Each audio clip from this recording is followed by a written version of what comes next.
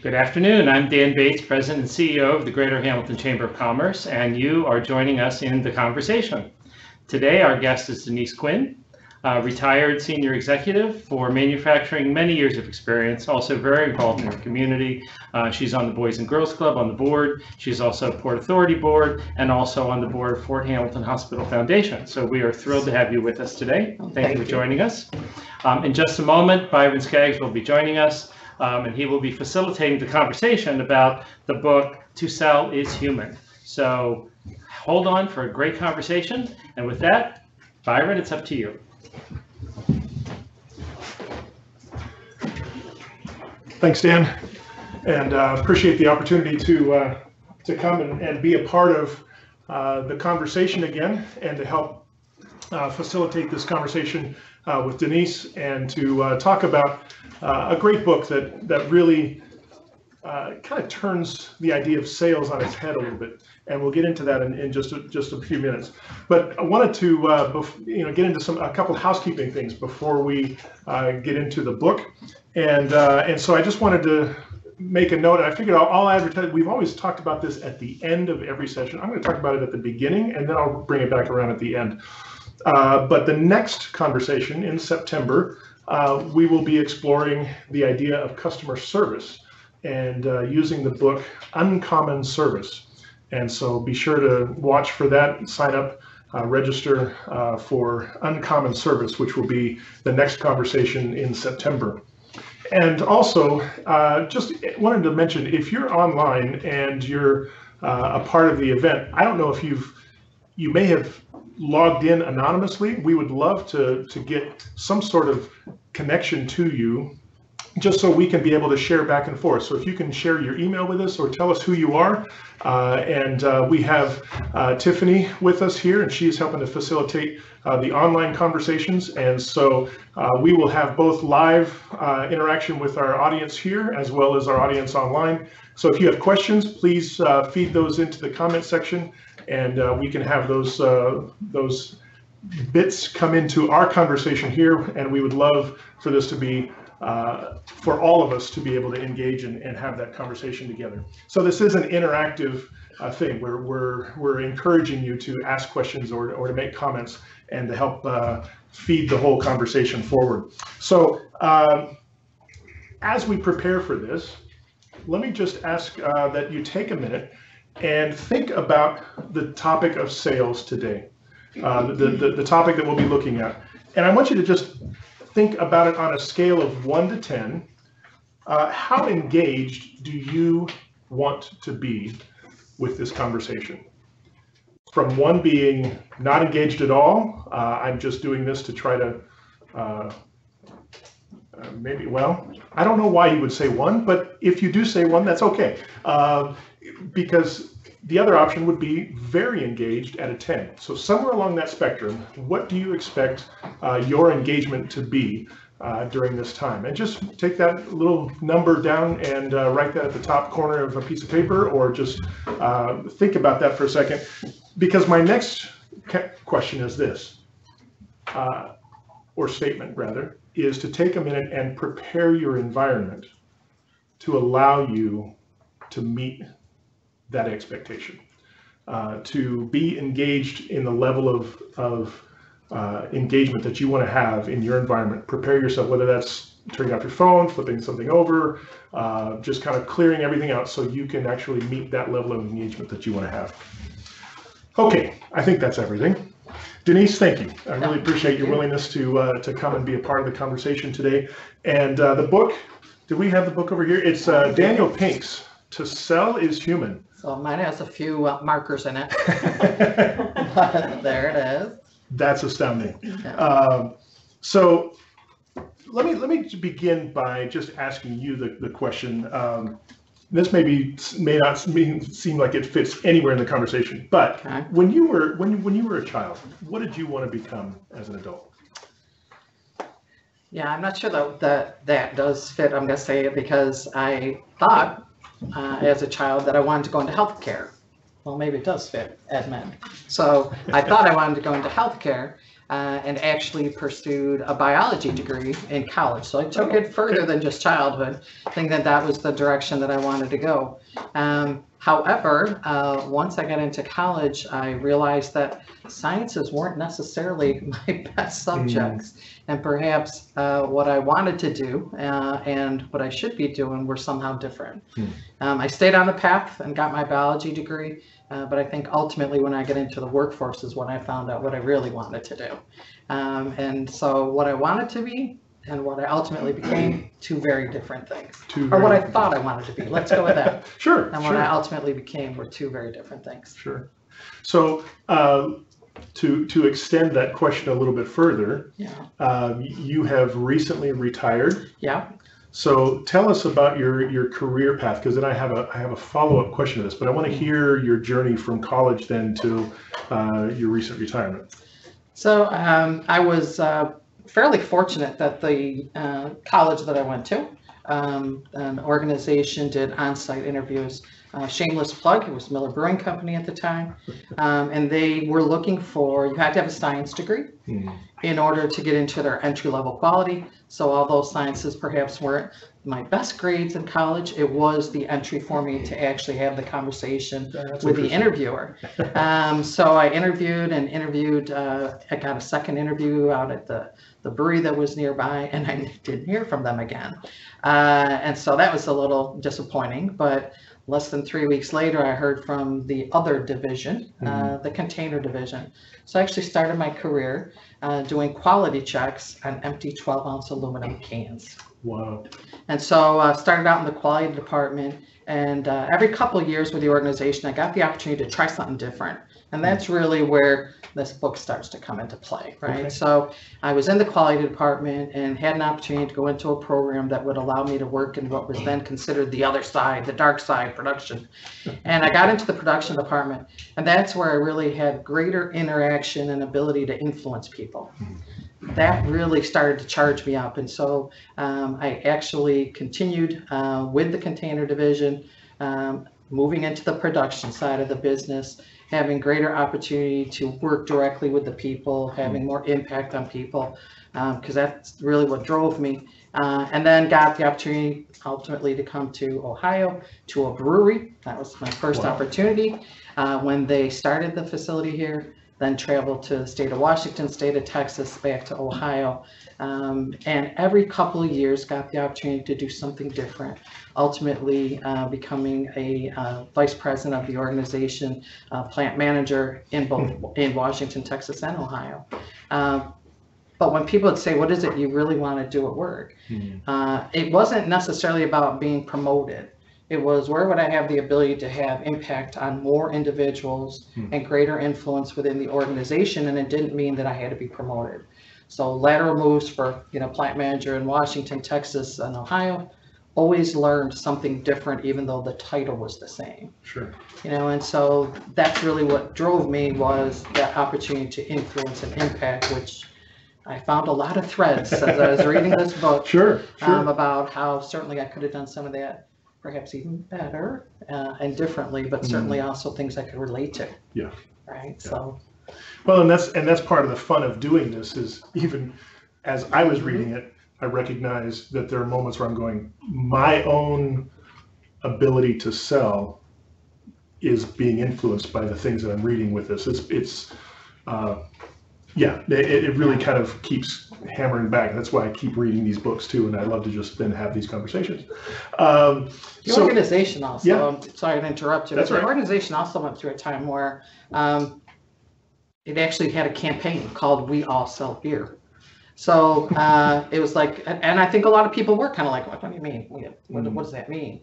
And so I think this actually could have been a very appropriate book for the organization at that time to give people a better understanding of what that can mean. That can mean, in personal interactions. It could certainly mean in a lot of professional settings, but it had gone through that whole, and it's still today, part of the organization where it is all of our responsibilities, to your point, that we are salespeople.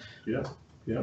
So, and this is just a follow-up question to this. It's not one that I gave you, so I hope you're okay with a curveball. Okay. And if you're not, tell me otherwise. Okay.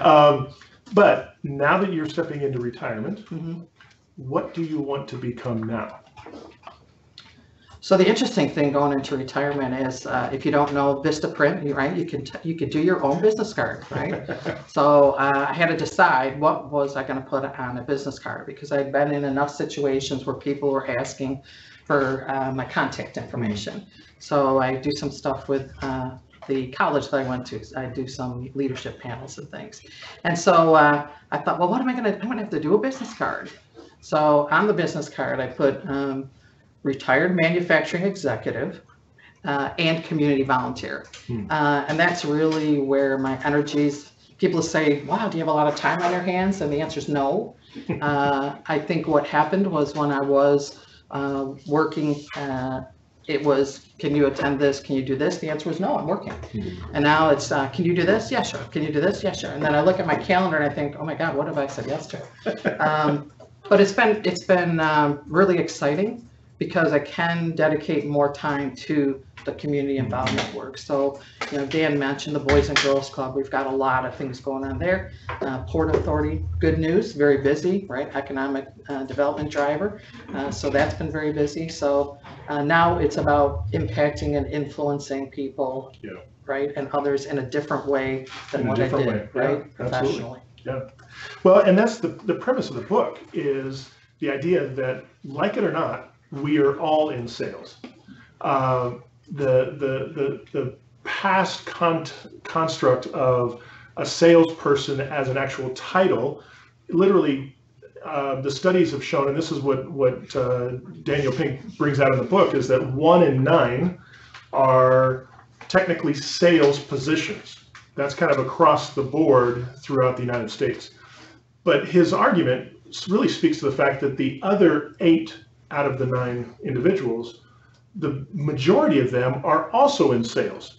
It may not necessarily be monetary sales, but it's the idea of trying to exchange something. It's the idea of trying to move somebody forward, or exchange time, or an activity, or a talent, something that is the process by which you are literally utilizing sales techniques in your own environment.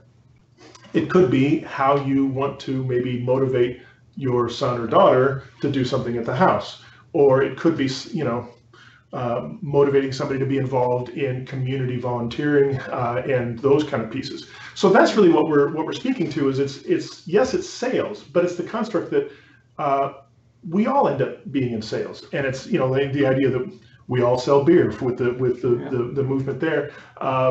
I believe at one point in time, and I don't know if they've moved on to call them Apple Geniuses, but for a while, I believe they were called Mac Evangelists. And it was the idea that everybody, even if you were the person on the floor who's helping with, you know, technical speak or teaching somebody about something, it was still a sales type role. And so that's one of the things I'm curious about from your experience. I mean, and you kind of spoke to this a little bit earlier, but do you agree with that premise that we are all in sales, whether we like it or not, and why or why not? Yeah, I definitely agree with it.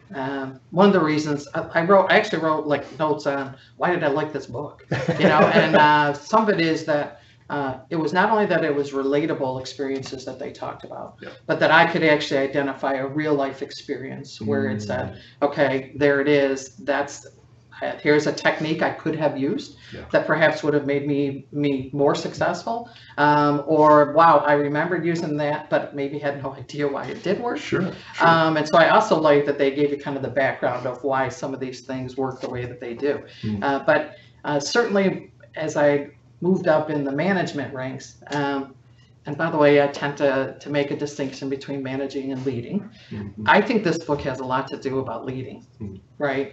That you flip that switch and you start to look at the importance of your ability to step into someone else's shoes, the importance of your ability to see their perspective and understand where they're coming from, your ability to then take that and make sure that's part of your thought process and part of your strategic planning even of how you're going to move the organization forward or deliver something you have to deliver because it's part of the larger organization.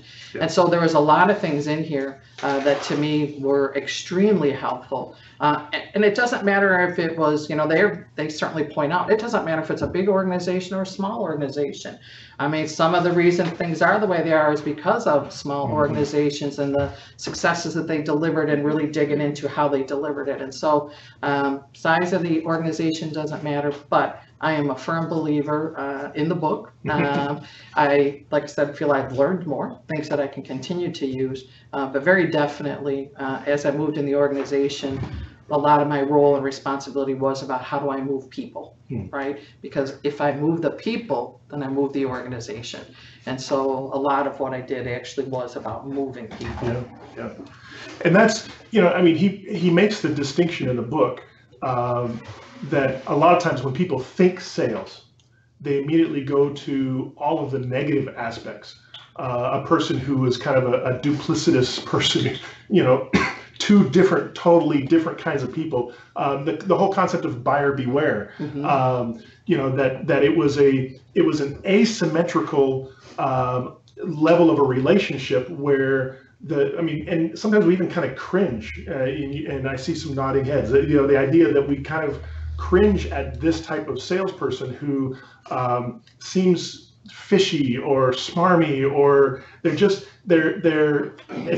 they have knowledge and power that we don't as the buyer, and so there's that sense of being uncomfortable with the relationship because they know things that we don't, and that asymmetrical pattern is what Daniel is really trying to help us realize, that we don't even operate necessarily in a culture or in a marketplace or an environment anymore that really does that on a large scale anymore, because there's so much information.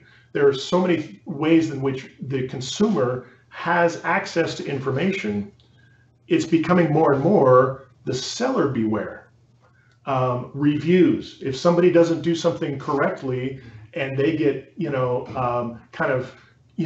they somehow treat a customer wrong, all it takes is one bad review, right? Or maybe a series of bad reviews, and then all of a sudden that person no longer has a job as a salesman or saleswoman because they did something wrong to one specific person, or a restaurant, or I think of an Uber driver or whatever else. If one mistake and all of a sudden those rankings drop, so it becomes a seller beware.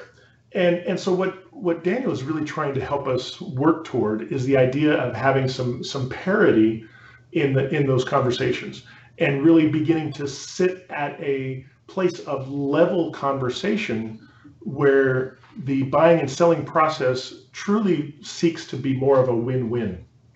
And it's a process of how can we do this in a way so that if we are the ones who want to move something or to sell something, how can we do it in a way that we both come away with a win in the conversation? And if we seek to win all the time, there's always going to be a loser, and that hurts more in the long run. And so, when we think about life and work, what's the greatest barrier that you've faced in the past with moving others? There might have been a little bit of the win-win, certainly, and that's I thought of an example, what I thought was a really good example is that was discussed, and that was, instead of calling it win-win, it's the mutual gains, right? Yeah. And so, not surprising, within a large organization, there are negotiations that go on a regular basis. Some very official, like with a union, and certainly barriers there are a belief of who has more information, a belief about whether or not the full story is on the table. Certainly the relationships that have been built and whether they have been positive relationships that have been built. But I think anytime you go into a situation where there is a negotiation of some sort, because they can be this big and they can be this big, of any sort, I think that those kinds of things definitely are the toughest, and probably it's hit me with the most barriers to ensure that you're working that 365 days a year. You can't, because that relationship is so important in that particular situation. I want to step back for a second. Sure. I thought what was pretty interesting too is you talked about the whole move from buyer beware to seller beware. That whole conversation in there about technology and the belief that technology was going to eliminate salespeople, right? That, oh my God, here it is. It's the last Fuller Brush man. I also thought that was interesting that he brought the last Fuller Brush man along for the ride. But I thought that whole discussion, because I think that's where everybody went, right? That, now we've got technology, we don't need the salesperson. The reality, as they did all the studies and all the statistics, is that it's the opposite, that it's actually increased sales. And that's both traditional sales and now, of course, all the non-sales selling jobs, which is certainly I'm in a non-sales selling job, or is. And so I thought that whole dynamic of this information flood that we have and what it allows us to do today, the infamous, your iPhone is a mini computer. It doesn't matter where you go. If someone tells you something, my favorite thing I have a 23-year-old. So I'm constantly saying, yeah, we'll Google it. So we Google a lot, right? Because you can automatically get that information, and it is no longer that there is an information asymmetry. It is that everyone has the ability to have that same information. So I thought that whole dynamic of how we have, to some extent, all become non-sales selling people is also partially a component that was supposed to eliminate sales. Right. And so it's also an interesting dynamic. Well, and then the challenge becomes curating the information. Correct. So that we're not just gathering all this information. It's what do we find that's quality information, and then beginning to how do we determine what is quality information. There become a whole number of other steps and stages to this that I think if we go back to those traditional salesperson type roles, all we had to go on was what they provided us. Right. And now you get just a wealth of information, some really good and some not so good, and then it becomes how do we curate that? And so and I appreciate your thought on this. I'm curious, from those here in the audience or people that are online, any other thoughts about what kind of barriers or what things have you seen that come in the way of this idea of helping to move people along a particular sales path, or that you just, if you want to motivate somebody to do something? Any thoughts? I have. Okay. I have one. I think that, I had the opportunity to read the book, and I think that one of the big messages in it is something we all know to do that we never do. And that's spend much more time listening before we talk. And that's challenging, and he actually gave you some tools in the book, but even with the pitch and whatever you're trying to move somebody to do something, if you don't take the time to understand where they are, what's going to resonate with them, that getting them to shift in the direction you want them to go in is going to be much more challenging. Yeah. And I know that's one of my personal challenges is listen first. Listening first. You kind of hinted at it, but that notion of transparency. You said have a conversation with a union person who, whether you like it or not, they have certain beliefs, or you have certain beliefs about what's actually being put on the table, and what's being talked about is actually the issue at hand. So some of it is a question of transparency. That could be a barrier, that if you're not at a place where everybody around the table is willing to be transparent and kind of upfront, then that becomes a bit of a challenge. Especially if you're the one trying to move somebody forward, the more transparent you can be, I think the more effective this whole process becomes. Any other thoughts or comments about this idea of a potential barrier to moving others? Well, I think sometimes there's a mindset, and it's very difficult to change that based on experience or lack thereof, that they have a definitive idea or perception about something, and so it's hard to change that. Yeah. So even if you're coming with kind of an open mind to try to do something different, if somebody else is stuck with a set of expectations, that opens a whole other conversation Wow. Okay, my mind is like firing off of it. But this idea of how can we come to an agreement about how we will proceed with the conversation, this discussion of a particular piece, as opposed to just relying on and assuming expectations. Expectations will always leave somebody disappointed. But if you can come to us saying, I'd like to create an agreement with you, it kind of levels the playing field for some possible discussion back and forth. I see another hand. Yes. Carol Lucio has a comment. Okay. She said, I think it's impossible to motivate someone else to do something. You can inspire or intrigue them, but they have to be motivated themselves. I agree with Dan. Listen more and then provide info options for them to take action. Great. Thanks, Carol. That's from online. So, yeah, go ahead. So, shameless plug for another book. There's a book called, everybody always talks about that you have to have these courageous conversations. So when you talk about, a person gets set and they have a particular mindset and how do you move them off that mindset? There's a book called Crucial Conversations. Yes. Right. And it actually lays out that when you've got a situation where opinions differ, that emotions may be high. So if I'm tied into my mindset, my emotions pretty heavy. Emotions heavy. And the third one is there's a lot at stake. And so it talks about, and what's great is, again, it's another one that can go for professional life or personal life. And it's great. It's an easy read. It's got great examples in it. But it really talks about the importance of the preparation. So to Dan's point about listening, in this book, it talks about not listening for anything. Isn't that what it was? It's basically that because of expectation of what you might hear, right? Don't go there. Be very open about the listening component. But what I like about Crucial Conversations is you start with what you don't want to happen.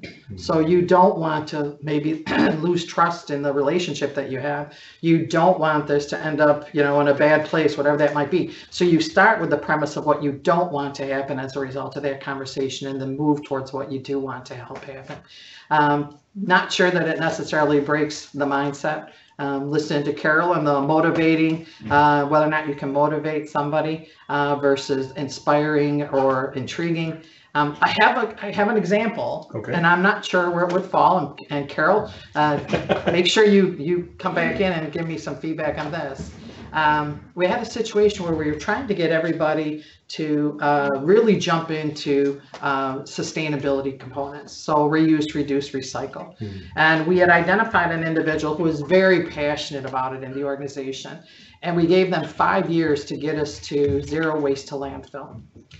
He accomplished it in 23 months. But what I learned from him really came true in this book. And so as he was, first off, because I was the plant manager, I had to give up my garbage can first because he knew that you had to show that, everybody was bought into this and that everybody had to participate. And unless, she gets her garbage can back, you can't have one either. But the bigger thing that I learned from him was that, and this is where it goes, whether it was motivating or inspiring or intriguing the persons, he couldn't necessarily get people to move when he talked about why it was the right thing for them to do. But when he started to talk about what they could be leaving their kids or their grandkids, all of a sudden their whole mindset shifted. They started to get into, well, what do you mean? He was able to start explaining to them about some longer term effects of some of the things that were happening. And proud to say that this individual brought us to be the largest domestic brewer to go landfill free. 99.8% of all waste goes to reuse, reduce, recycle. But he couldn't get it until he could make that connection for people. Yes. And it wasn't about themselves, right? So serve and all those other things in the book. It was about their grandkids or their kids. And that's what ultimately, whether it's motivated or inspired them, I think that's a tough thing right there, to do the right thing. And ultimately, we achieved something as an organization we were very proud of. It went into sales. They began to use it in a campaign. And so, but it wasn't about themselves. It was when you tied it to someone else that was important to them, that it actually turned on the light for them, and we achieved what we needed to achieve. Yeah, and that's really interesting because it is a that is one of the frames that he uses in the book, that where you literally you talk about the possibilities of the future, what could be.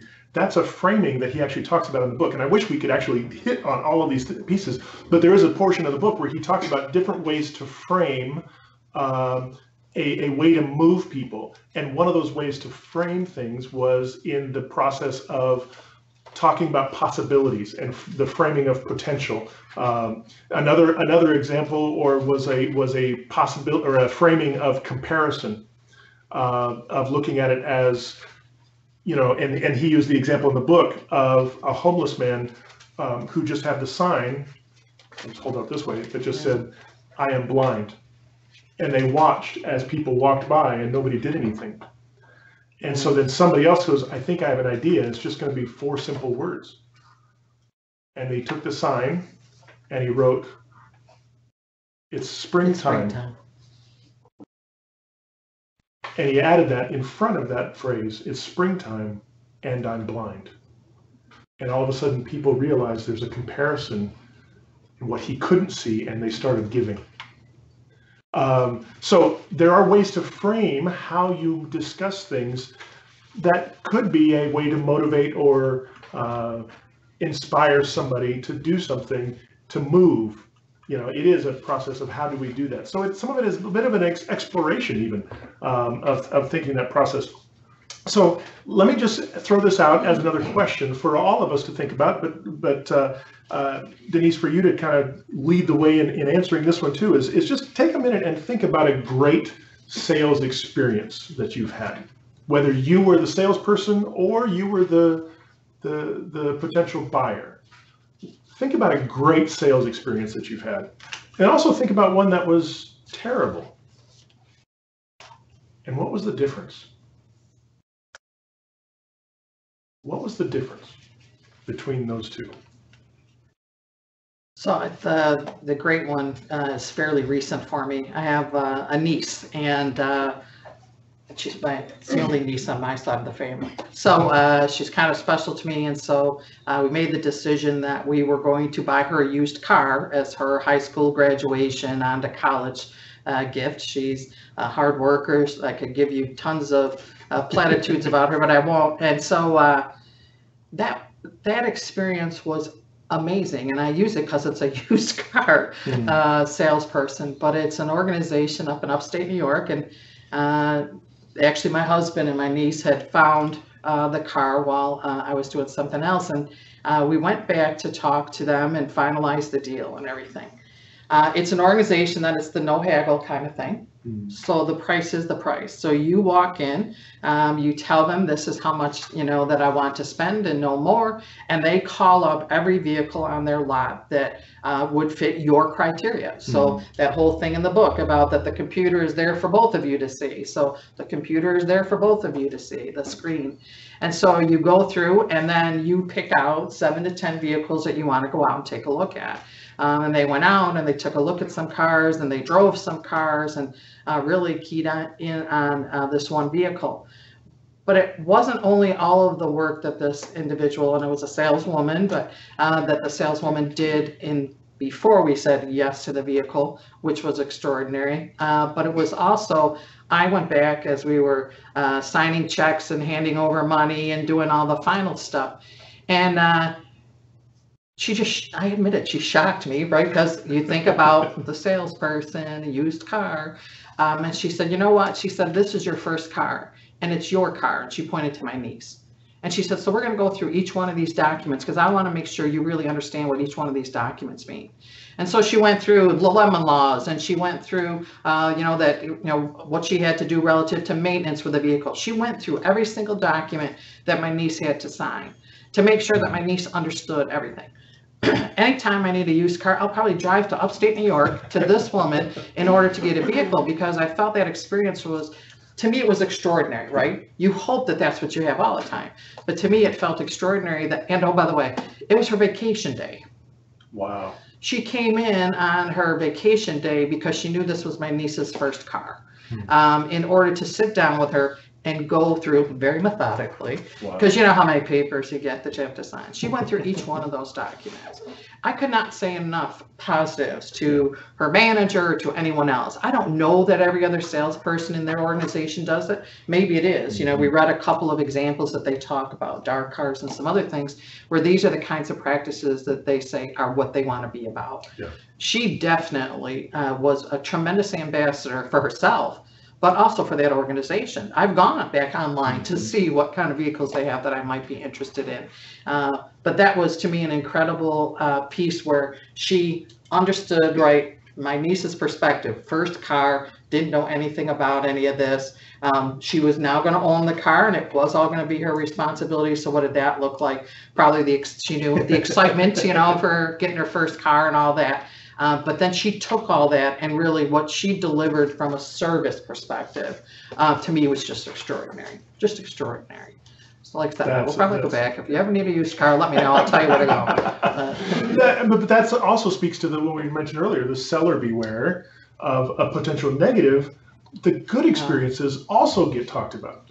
And so that becomes potential, you know, igniting of fans and people who just want to celebrate how somebody is doing something very, very well. Yeah.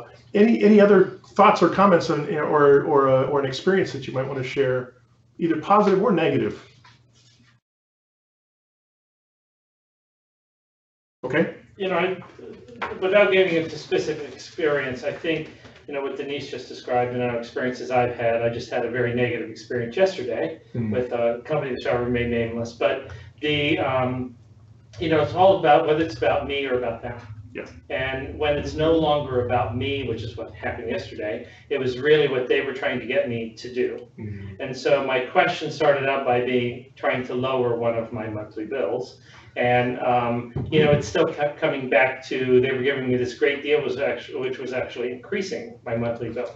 And it became, after an hour and a half, a little frustrating. So, you know, what Denise just described, I think the magic of that is, you know, that salesperson turned that experience all about her customer and made that a memorable experience for her niece that she'll probably never forget. Yeah.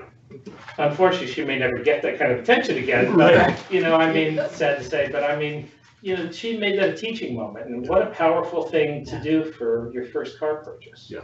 Yeah. And that's what's fascinating, and this is, I mean, because you both are speaking to something that I want to kind of step into as well, as what he writes about in the book is the age-old axiom for sales is ABCs of sales always be closing. And that push to always, you know, do something, to be closing, to be making that sale, to move. And he turns that on its head a little bit and says, I've got a new set of ABCs. And so the A is attunement. Attunement is the listening practice, the things that you were just talking about, finding a common ground, finding, you know, putting the saleswoman, putting herself in your niece's shoes to say, hey, this is fantastic, but I want to make sure that you fully understand everything.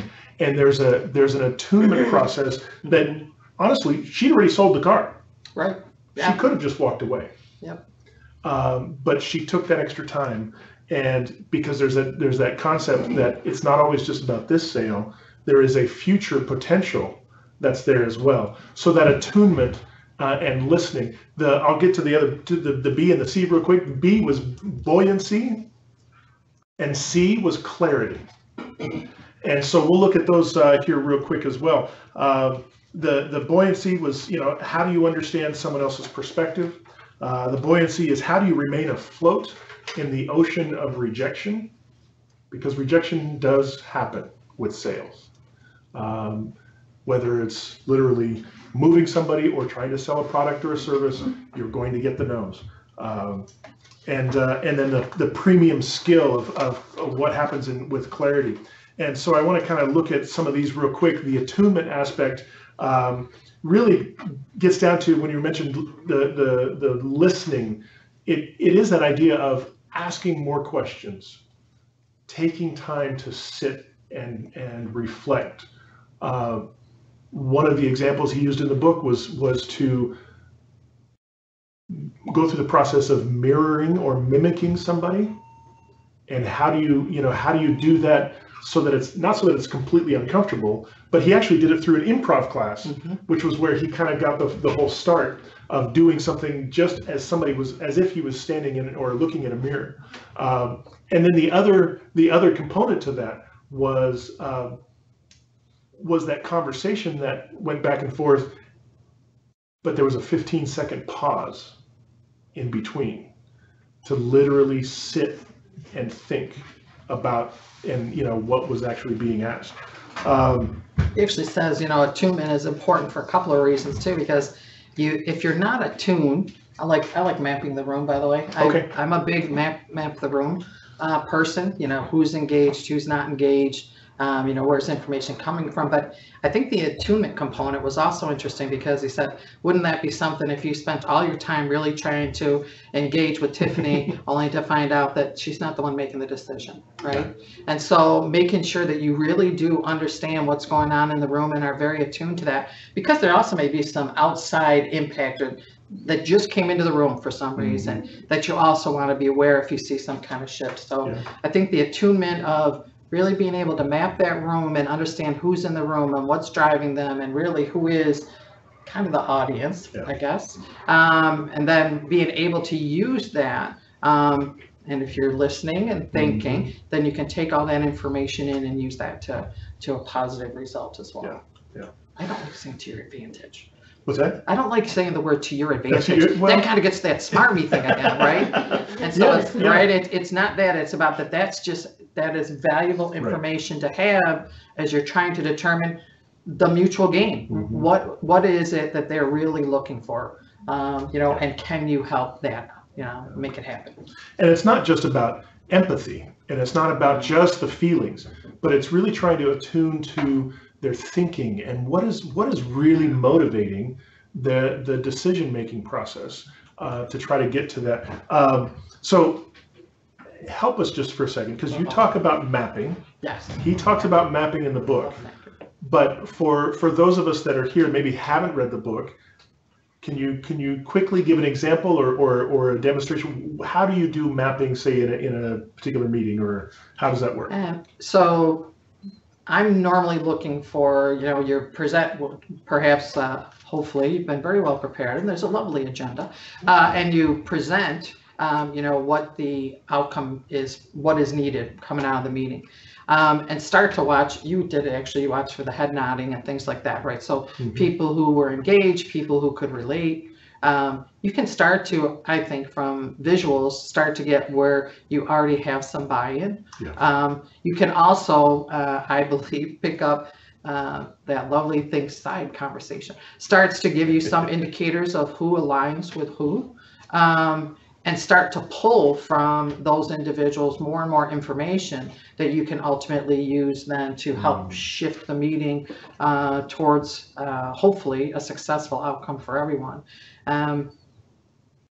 They tell you all the time, one of the, you hear all the time about watching for the people who aren't part of the discussion, how you get them engaged, and the one that's taken over the meeting. Those things are, I guess, fairly traditional things that people have you watch out for in meetings. But this is really almost about the social component as well, right? And so it's how the people are connecting. Who talks to who? How do they talk to that other person, right? So is it an acceptance component, or can you feel some kind of tension between them? Is there someone that no one talks to? Does there seem to be someone that everyone gravitates to as though they are looking for their approval or their decision, their input, because it must be the most important person in the room? And importance not tied to a label or a title, but rather the influence that they have within the group. And so to me, mapping and what do you call it, social cartography, is a very interesting dynamic, very interesting dynamic. Well, and what you've sparked is my experience overseas and international, and we know that we've got some people who have watched this in the past. Hopefully we've got some people watching today from an international perspective, but that idea of even in a bilingual environment, in a meeting type situation, it's really important that you come to an agreement as to what is going to be the common language of this meeting. nothing destroys a sense of mutual agreement more than to have a meeting in one language, but the side conversations in another. Because that really wreaks havoc on the sense of everybody being a part of the conversation, Right. especially if there's an awareness that not everybody speaks both languages. So to have some of those pieces, it really plays into the idea of culture and what the dynamics are around the room. And so yeah, that social cartography is fascinating stuff, but it's important to be able to utilize that with the attunement. So buoyancy. How do you stay afloat in the ocean of rejection? And that was actually a quote that he pulled from the last Fuller Brush salesman in San Francisco, and how he talks about the ocean of rejection and the things that he did to stay afloat.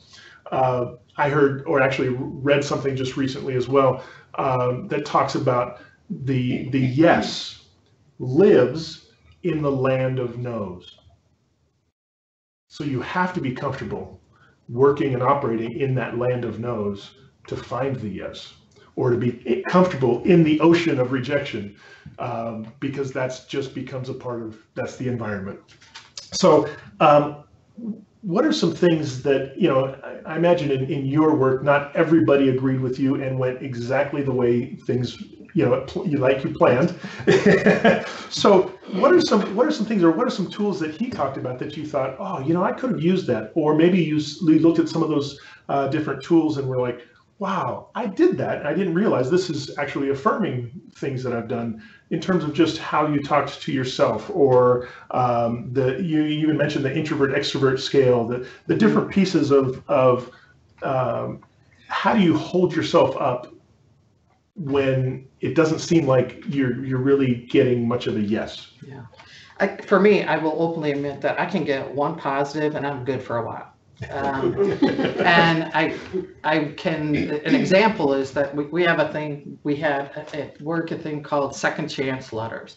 So if somebody got in trouble, you know, they get a second chance, and it's probably somebody got in trouble that we get to a second chance letter, because you're really talking about whether or not they're going to continue working for the organization. And to this day, the only ones I remember are the ones that went really well, right? Now, I know that it wasn't 100%. Yeah. I'm fully aware of that. But I also know that that's the reason that more people got second chance letters, because we had a positive come out of it, right? We changed, they have shared, you know, stories of changing things not only at work, but at home for them. Yeah. And so as long as you have that kind of energy that comes off of that, that allows you to say, you know what, I'm going to give, let's give another one, you know, let's give another. But they don't all work. Yeah. But it talks in the book about a number of things, right? It talks about the fact that the person who goes through that, I'm going to call it rejection. So the first time the person that I trusted and gave a second chance to, and it didn't work out, that's tough, right? Because I trusted the person. I had the conversations with them. And, you know, that feeling of, it is a feeling of rejection, of being let down. But he talks about the fact that as long as you can understand that, you know what, it's not permanent. The next one could work. The next two could work. You know, it's all in how you take that negativity, really. Rejection is certainly negativity. It's all how you take that negativity in. If you let it paralyze you, then it will. Yeah. But if you're able to say, you know what, this isn't permanent. You know what, I could have done something a little different here, you know, so take some responsibility on what you could be doing different in that situation. But your ability to pull those, and for me, it really is that the positive can keep me afloat for quite a while, I have to admit. Because it's also, it goes back to what I said in the very beginning. In my head, there's this piece about impact and influence. And to me, that was a way of having impact and influence, right? And so it feeds something very internal to myself. And so that's all I need. But it, you know, then it talked about, but don't go too far, right? Don't get so positive that you don't realize you're in the real world. And so there's so much positive, and there is going to be some negative. Just don't let it paralyze you. Don't let it be, don't think that it's permanent. It's temporary. And so, yeah, that whole that got me back to the whole positivity, and I said it earlier, Sean Aker, Positivity TED Talk, just because it's, I think it's 12 minutes. And it's just really quick, and he's very entertaining, but it's all about being bombarded day in and day out with negative to where we believe that's all there is, right? The news, breaking news alert. The breaking news alert is never positive. Right? Never. Breaking news alert means something bad happened today, and breaking news alerts seem to be every day. But that's not all that's going on in the world, you know. And so it's a very interesting dynamic. And so he automatically tied me back. I actually went and played the Sean Aker video because I had just read this book. So it brought me back to the positivity component and what that can bring to your life. Yeah. And that's a great, I mean, it's a great example of just even how we can work within those confines of feeling like things aren't going well, but when you can step back a second and literally begin to look and see, you know, kind of what he talks about, enumerate and embrace. It's, you know, realizing, oh my goodness, okay, so this was a good day. This one may not have been a great day, but phrasing it and looking at it so that you're not looking at it as, well, using these hyperbole type statements of, oh, I'm always bad at this. But it's like, you know, this wasn't my best day, but tomorrow's another day. And thinking about it and looking at it in that way. One of the pieces he talks about is this interrogative self-talk. Do you want to speak to that, or Was that the Bob the Builder? That's actually it was. Okay. It was a Bob the Builder. See, that's stuck with me. Bob the Builder. Can I fix it? Yeah. I think that was an interesting dynamic because it isn't a practice that I necessarily feel I used. And so when you, like said, as you're reading the book, you think, oh, wow, okay, there's something I could have tried. I think that it forces you to make a better plan, right? You know, sometimes the reason that we're not successful is we didn't do perhaps the kind of upfront component that we should have, or we didn't read the room, or whatever.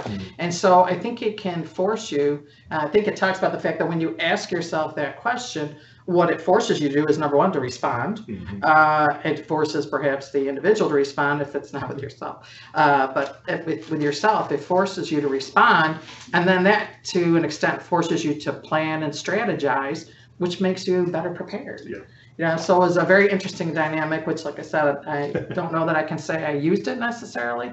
And so it was another component where, like, oh, okay, so for the future, that's an interesting one. Well, and just to kind of back up and give a little bit of premise, because you may be going, wow, where's this? This buoyancy piece, he talks about things that you do to prepare in advance for the talk. For your sales event, whatever that piece is, and then things that you do afterwards.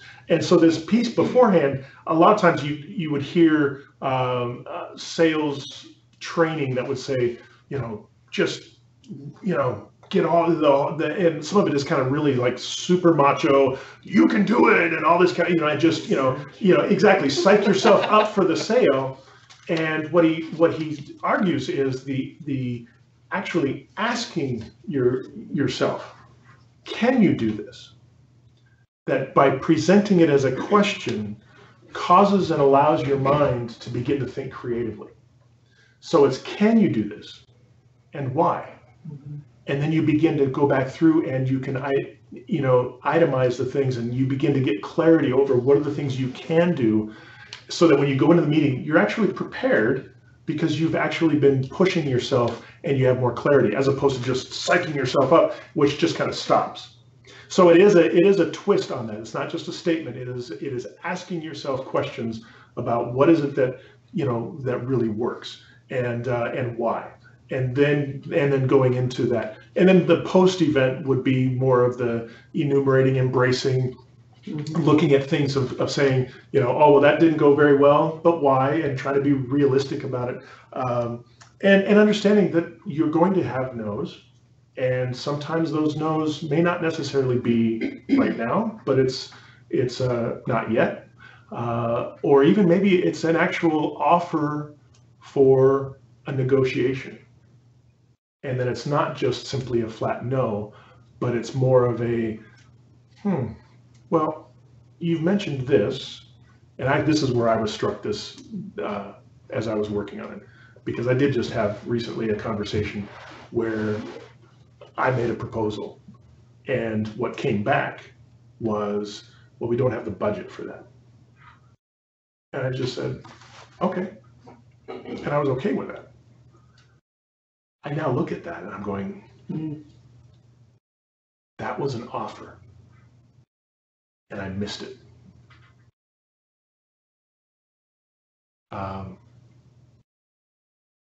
For that moment to be able to say, so can we talk about what would work with your budget? Or something of that nature, as opposed to just saying, okay, and accepting it and walking away. I am going to try to figure out if I can have a follow-up conversation. I will tell you that. But it is that part of the process of what does that do and how does that work so that we can, stay afloat and that buoyancy piece. Well, buoyancy also, I think another thing that was, for me, I guess it starts to feel like common sense. By the way, I don't believe common sense. Every time I heard myself say, well, that's common sense, why don't they do that? Why don't they just do it? It's common sense. It's not common sense. It's that my experiences and what I've taken in have allowed me to move and act in certain ways that feel like common sense, but it's really that I've had an experience that perhaps they haven't. So I did learn that too. But it talks about buoyancy from levity and gravity, that you can't have one without the other and be buoyant. Yeah. And so that's where the whole positive and negative come into play, that levity, you're flying high, and gravity, you're being pulled back down to the earth, right? But they're saying to be buoyant, you do need some kind of balance of those two. So an all positive is not good, and certainly the all negative is not good, but you really do need both of them to actually deliver and be buoyant. And so that one was pretty, I guess you could see it, right? So it's one where it could be visible for you, as well as, boy, that does make sense, right? Yeah. So. Yes. As far as with the levity and that, believing in what you are marketing or what you are going out to talk about, to me is number one, that should be success in itself. And to be able to portray that to your, I don't like to use the word customer in what I do. Or client or, right. Anything that is, I want to offer this wonderful benefit to you because I believe in it because of this and so forth. Jill had brought up having those, I was picturing a board of directors, and the newer, younger person is coming in, the board of directors been in place 20 years, and you have a new idea, but they don't want to change, okay? It's at my side of what the things that I do is pre-notions or the negative of only what is seen with the words of the type of care we provide, and how it can be, and I don't want to use the word win-win now that I have the mutual gains. The mutual gains, gains, yes. That I need to portray more out with my conversations, because I have that is my job, conversations, every single day, inside, out, and so forth. So I think what it is those preconceived notions, having answers or ideas, suggestions that can be given to that person on why they have that preconceived notion. Meaning, well, why do you feel that way?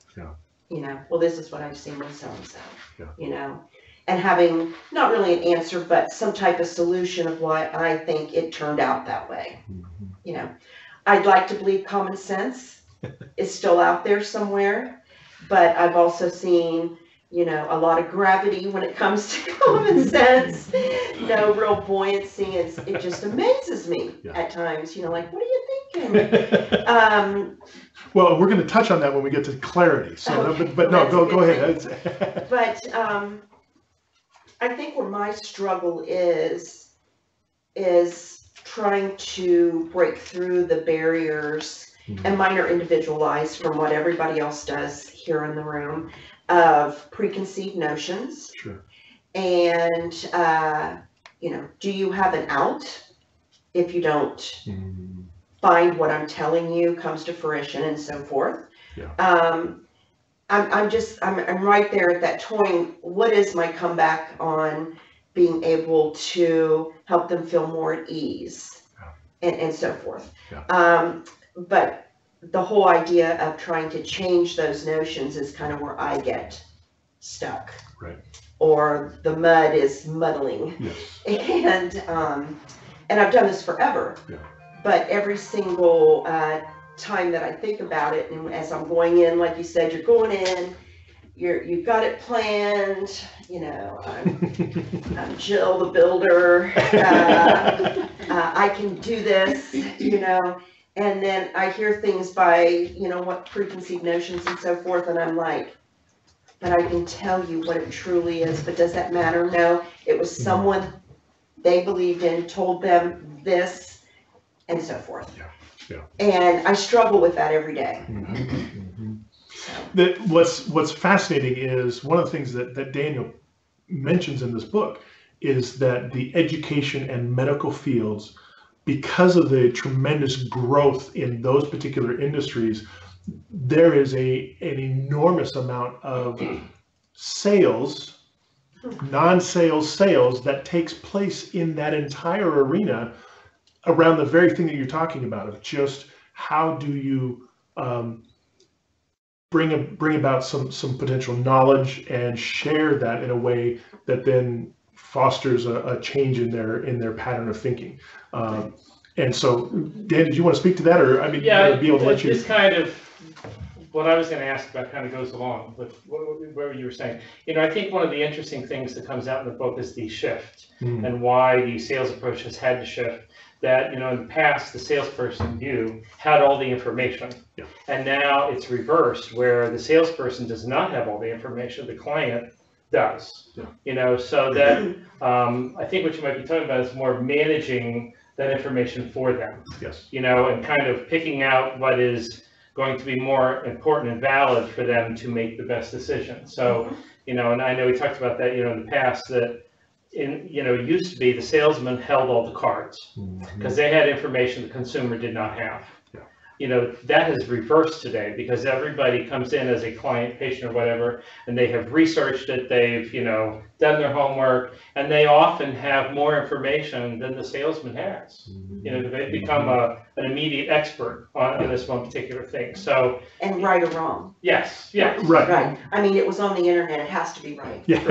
So, you know, Especially I think that concept, Wikipedia. and I don't know if we could talk about that a little bit, but that concept of, you know, it's no longer the selling necessary, that's necessarily important. It's helping them manage that information without telling them they're wrong or stupid, but say, you know, this is, so again, it comes back to listening where they are and how do I help them manage that information in such a way that gets them to make the best decision for them. Does that make sense? Yeah, and I think what you're speaking to is this notion of a mental shift on our part as the salesperson, that we are not the problem solver, we're the problem finder.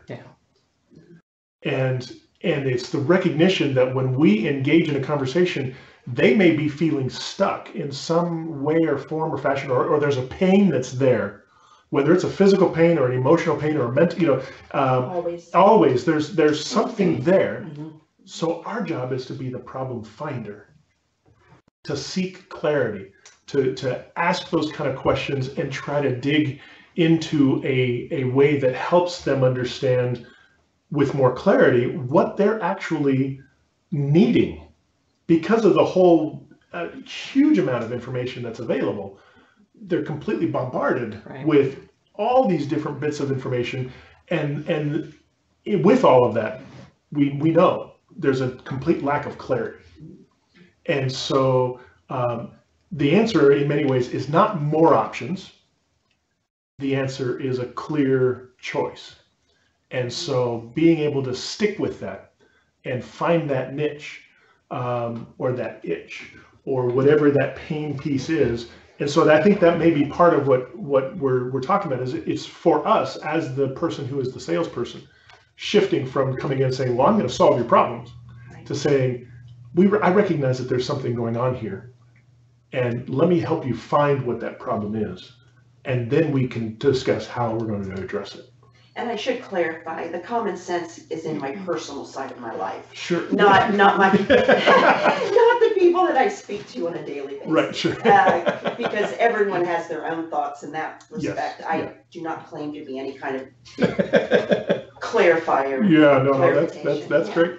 That question from online, Yeah. or statement, or something. Yeah, question.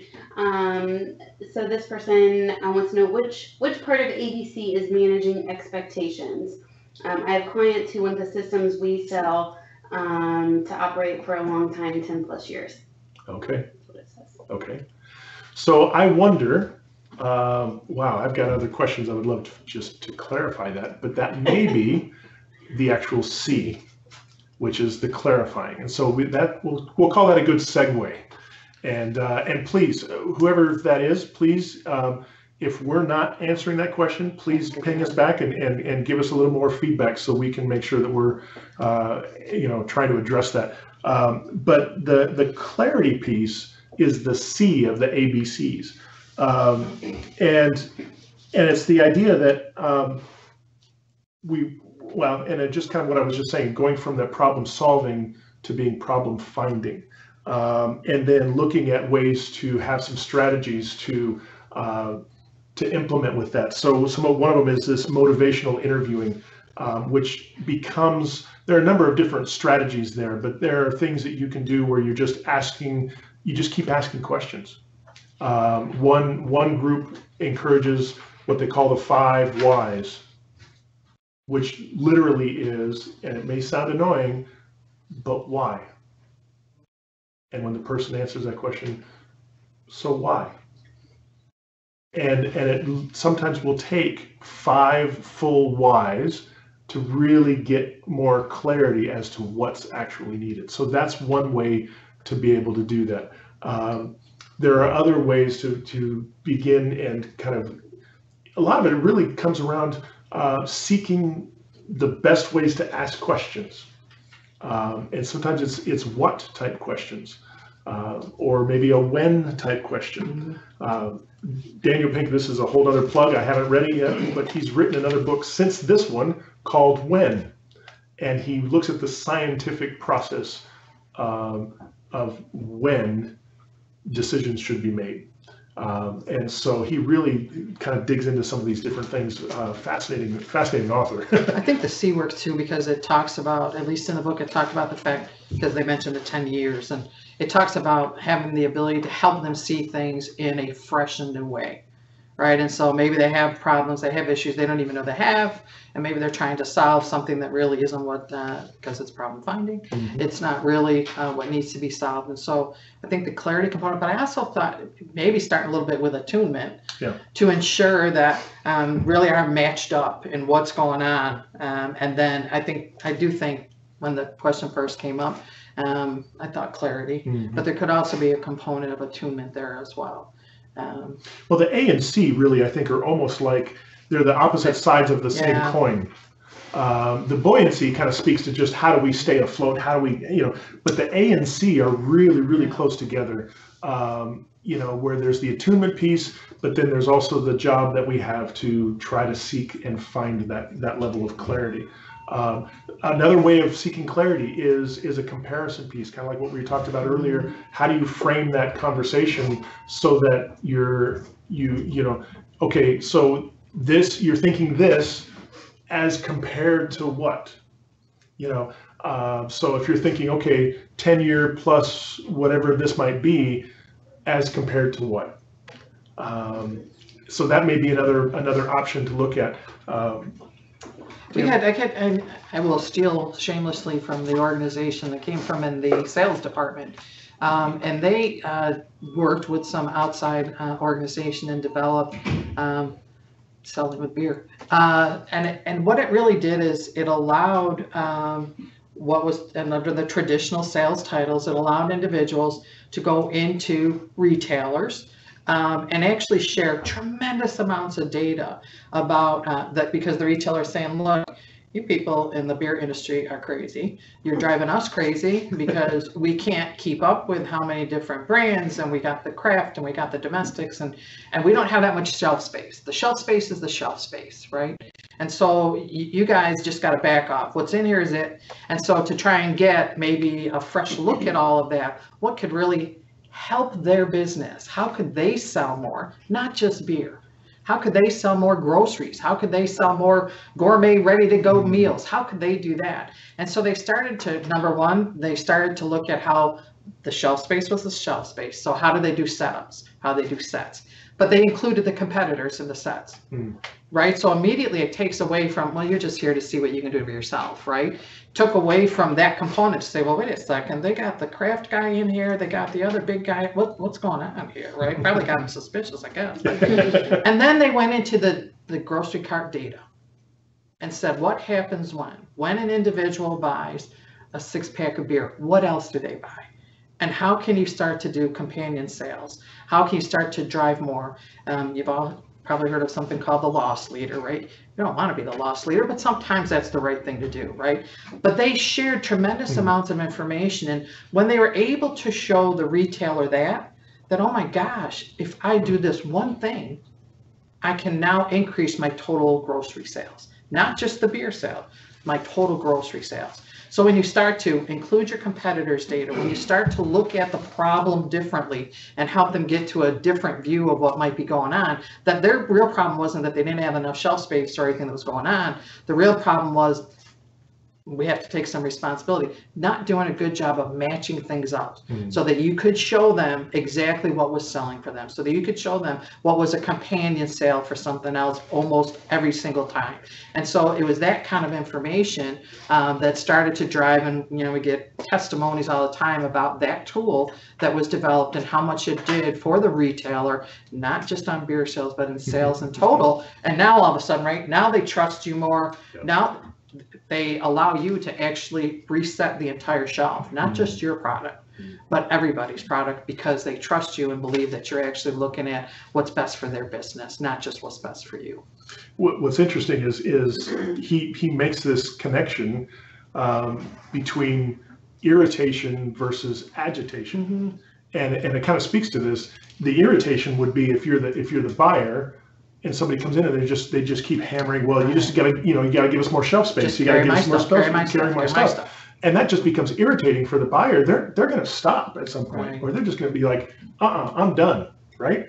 Versus agitation, which is an interesting twist on that, because what happens is when you come in and you start saying, okay, let's look at all the shelf space, let's bring in these other people and help you see where you can actually improve all these things. The agitation becomes in their own recognition. Oh, I need this.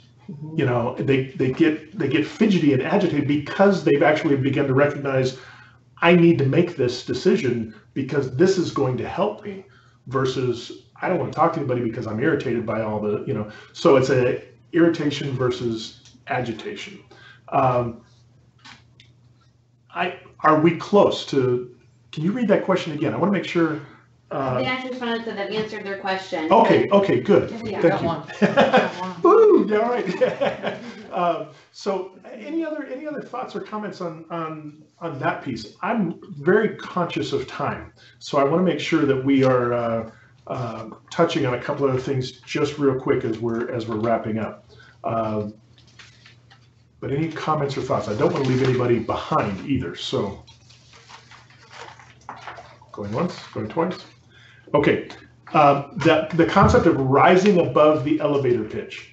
The elevator pitch has been the long time, sales thing. If you're going to do anything, if you're going to be at a networking event, if you're going to be at a chamber event, if you're going to be, stuck in an elevator for 30 seconds with the person that you need to talk to, what are you going to say? And that becomes the big piece of, how do you do that? What Daniel Pink talks about in the book is that the pitch needs to actually be different now. And so he recommends or suggests or offers 6 different pitches to rise above the elevator pitch. I think he actually says the 6 successors. Right. I chose the word rising up because it seemed to work with an elevator better than successive. But he uses these 6 different pitches. One is just the one-word pitch. For example, if I begin talking about anything in finance but the word priceless, what comes to mind? Credit card. And is there a specific credit card that comes to mind? MasterCard. Yeah. Okay. You know, what's another one? If you're in the tech realm and you talk about search, I think you actually used the word earlier that has now become synonymous with search. If there's one word that defines your business, your service, the work that you do, what is it?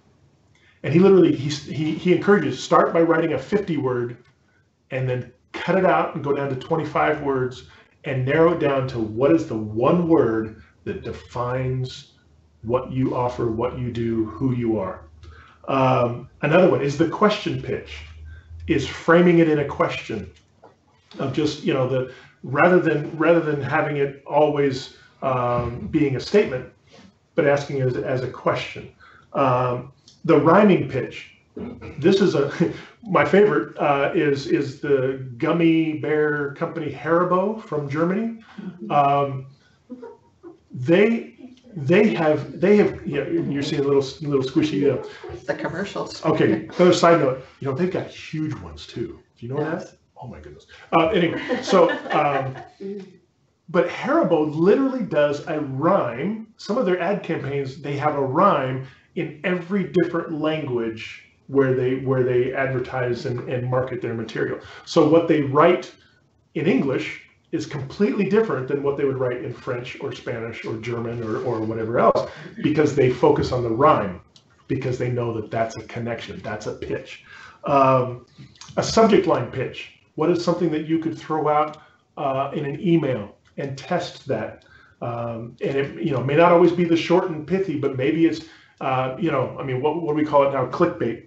You know, the thing that you see on social media or on Facebook that is the 13 ways or the 15 or 17 ways or the 9 ways or, you know, the 10.5 ways to what, you know, there's always some seemingly number and list that seems to go well with that. The Twitter pitch, something where you've got a set amount of words.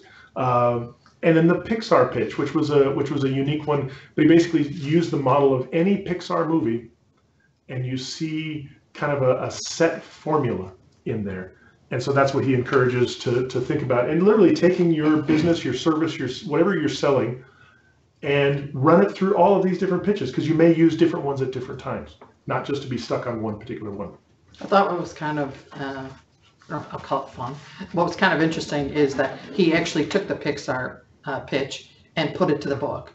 So if he was trying to pitch the book and use the Pixar pitch, what would that sound like? And so he actually, so I will emphasize perhaps the once upon a time, only some people were in sales.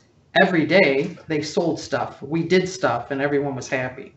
One day, everything changed. All of us ended up in sales, and sales changed from a world of caveat emptor to caveat emptor. Buyer beware to seller beware. Because of that, we had to learn the new ABCs, attunement, buoyancy, and clarity. Because of that, we had to learn some new skills to pitch, to improvise, and to serve. Until finally, we realized that selling isn't some grim accommodation to a brutal marketplace culture. It's part of who we are, and therefore something we can do better by being more human. So it's the once upon a time, every day, one day, because of that, until finally. And so he actually uses his own pitch work and applies it to pitch in the book, which I thought was pretty interesting. And it's a great way, he literally in that process then spells out the idea of the pitch, the improvise. I think, well, I was going to say convicted, but I'm not sure that's the right word. But yes, there is I want to be better at improvising. I'm a very deliberative person. And so I want to be better at improvising. And that's one of the pieces he talks about in there. And the last one is the idea of genuine service. And it's serving. And he says, rather than upsell, the minute you feel inclined to upsell, stop. Don't upsell. He encourages you to think about upserving. What can you do to serve and increase the experience of the other individual so that they feel better about themselves and they feel better about the whole process? He talks about making it personal and making it purposeful. That's the serve part. And he does use some examples of the Italian restaurant in Washington, D.C. And there's the individual, the owner, has put up his picture with his phone number and says, if you didn't have a great experience, I want you to call me and tell me. And not surprising, they say, when he talked to the owner, he said he does get a lot of calls about positive stuff. It's not that he doesn't want those, but he doesn't want those. He wants the negative calls so that he can do something better if they did not have the kind of experience he was hoping. So that made it personal, that he would put his cell phone number on there for them to contact him personally. You hear it all the time. If you're in an organization where a true open door policy, right? Where truly you can go in and you can see the individual and don't have to be knocking on doors. People were surprised, both the distributors, retailers, and perhaps some of my employees. My business card had all of my phone numbers on it. They had my home phone number on it. They had my cell phone number on it. Because if it was that important enough for them to call me at home, I had to figure out why it was that important enough for them to want to call me. Because usually you don't call the boss at home. And I don't like that word boss either, but that's a whole other book. And so I think those are the kinds of things, making it personal and then making it purposeful was pretty important in the serve component. Yeah. I also want to say, I think I just want to step back because I think it could apply, Jill, in some respects on the clarity component that we talked about. He's also make sure that we understand that it's not enough to find the right problem, but he calls it the off-ramp, finding the right off-ramp. If all we do is identify the right problem and share that with the individual without helping them strategize how they're going to change that, they may not move. They may stay unmoved. And we talked about, one of the biggest things today about the change in the non-sales seller is the ability to move, whether it's people, organizations, whatever, your product. And so if you don't help them actually find the off-ramp, they can get stuck. And so it's not enough to just help them find what the real problem is. It's also about helping them strategize the off-ramp and how they're going to correct it. Any thoughts or comments? Anything from online? Okay, this is a beautiful off-ramp. There we go. Because right here at the end is my question to you. What are your takeaways? And what is your action step? I ask this every time, and I even encourage you to think about this. Take a minute or two and write down, what are your light bulb moments? Just 2 of them. 2 light bulb moments or insights that you picked up from our conversation today. And then what action step do you recognize that you need to do differently? What is that action step? Write it down. What is that action step and what is the step? And give it specificity. Make it specific, make it tangible, and make it soon. Put a date to it and do it within the next few days, if not a week. And then take that first step to making your company, your life, your organization more profitable. That's the off-ramp, is find that specific step to move forward. Don't just sit here and go, oh, well, okay, that's great. I feel some of the pain. We found the issue. But literally begin to think through, what's the next step? How do we do that? And finally, I would love to hear those insights.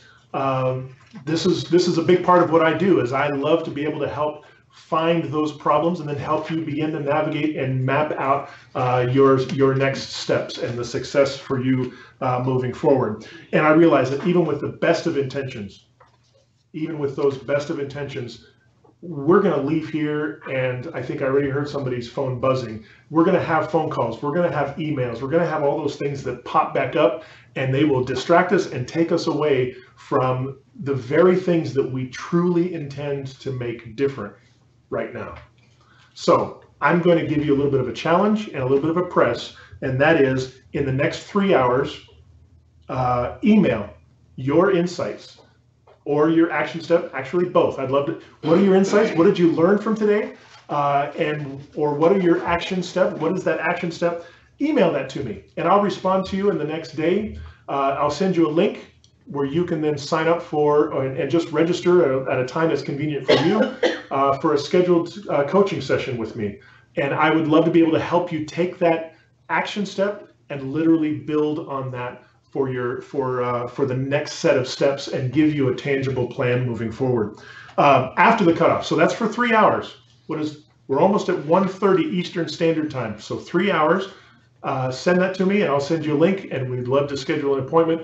If it's after the 3 hours, that's fine. Please do that. Send it to me. I'd love to hear it as well. But at that point, after those 3 hours, here's the little catch. I'll have to charge you my normal first time or one-time coaching rate of $500. So there's your catch. Do it within the next 3 hours, and I'd love to be able to talk with you.